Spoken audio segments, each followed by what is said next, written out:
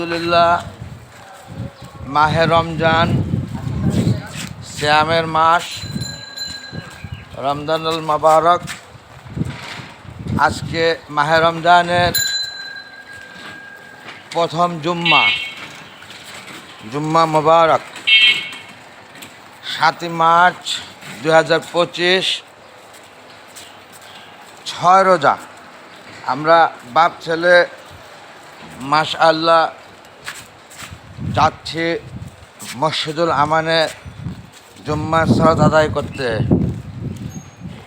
সৃষ্টিকর্তা সুস্থতা দান করেছেন বলে আমরা যেতে পারতেছি মসজিদে জুম্মার সালাত আদায় করতে।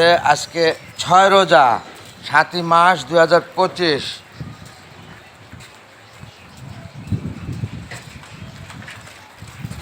রমজানের পবিত্রতা রক্ষা করতে হবে। কি আব্বা? রমজানের পবিত্রতা রক্ষা করতে হবে। প্রথম 10 রোজা আমরা সকলে পড়ি লা ইলাহা ইল্লাল্লাহু মুহাম্মাদুর রাসূলুল্লাহ, লা ইলাহা ইল্লাল্লাহু মুহাম্মাদুর রাসূলুল্লাহ, লা ইলাহা ইল্লাল্লাহু মুহাম্মাদুর রাসূলুল্লাহ। বলেন, লা ইলাহা ইল্লাল্লাহু মুহাম্মাদুর রাসূলুল্লাহ। ছোট্ট হলো না নাই।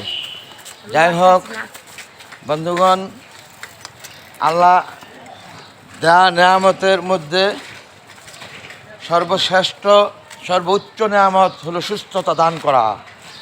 সুস্থতা দান করেছেন বলে আমরা আজকে মাহে রমজান, সিয়ামের মাস, রমজানের প্রথম জুম্মা আদায় করতে যেতে পারছি মসজিদুল আমানে।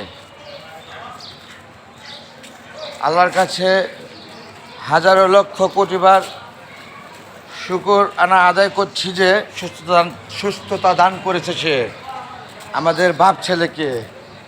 কি আব্বা, আপনি খুশি না? আল্লাহ সুস্থতা দান করছেন বলে আমরা নামাজ পড়তে আসতে পারলাম মসজিদুল আমান মসজিদে। কি বলেন? এই যে মসজিদে আমাদের মসজিদে মাশাআল্লাহ 3তলা মসজিদ।